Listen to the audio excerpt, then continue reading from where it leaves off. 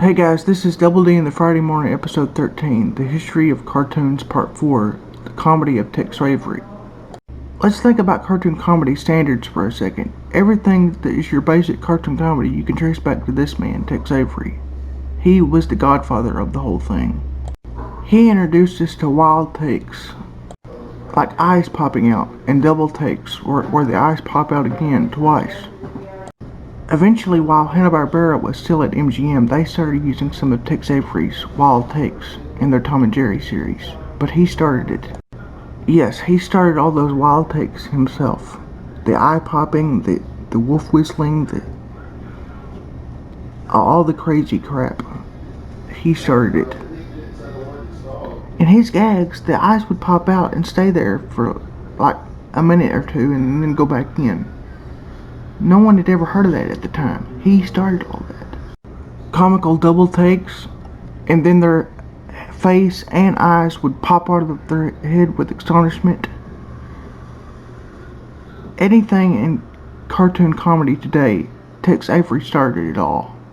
A lot of his style of takes are still used to this day in modern cartooning, but we have him to thank for the evolution of cartoon comedy, because it really started with him. Chuck Jones and Frisch Feeling and Bob Clampett, they were all funny, but the true cartoon comedy king is Tex.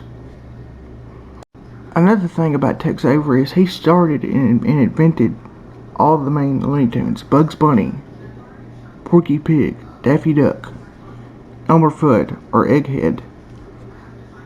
Or both, if you want to refer to them, because Egghead was part of the evolution of Elmer Fudd. He invented all those characters.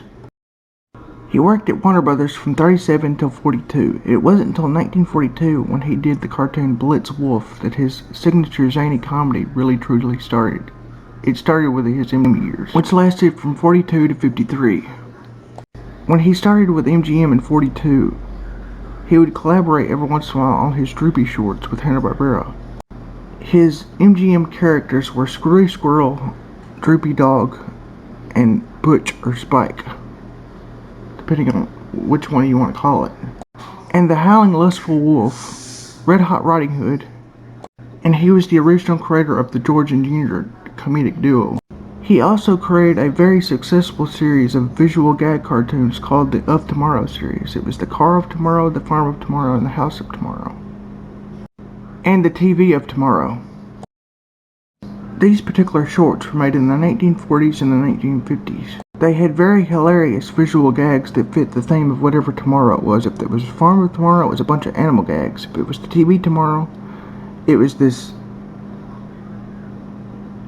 TV-related gags. If it was the House of Tomorrow, it was house-related gags about the bathtub or the kitchen, the pressure cooker in the kitchen, entrances to your house, and a very popular one was mother-in-law related gags. One of his very last ones for MGM was something called Quiet Please, about this jazz band player that is so nerve-shocked he goes to this quiet motel, and the trumpet in the other room is driving him crazy, and the trumpet is played by his psychiatrist that suggested he go to the quiet motel. It's pretty funny. When he got done with the bulk of his MGM cartoons, he released a series called Chilly Willy, about a penguin that was friends with a polar bear. In conclusion, remember, there wouldn't have been a modern cartoon comedy, writing or staff or any of that, without Tex Avery. And if you like this video, remember to like, subscribe, and comment, and hit the bell to Double D in the Morning. Also, follow me on Facebook, Tumblr, Twitter, and Instagram. The links will be in the comments. Join me again next Friday for Cartoon History Part 5, the history of cartoon censorship and the beginning of the Hays Code.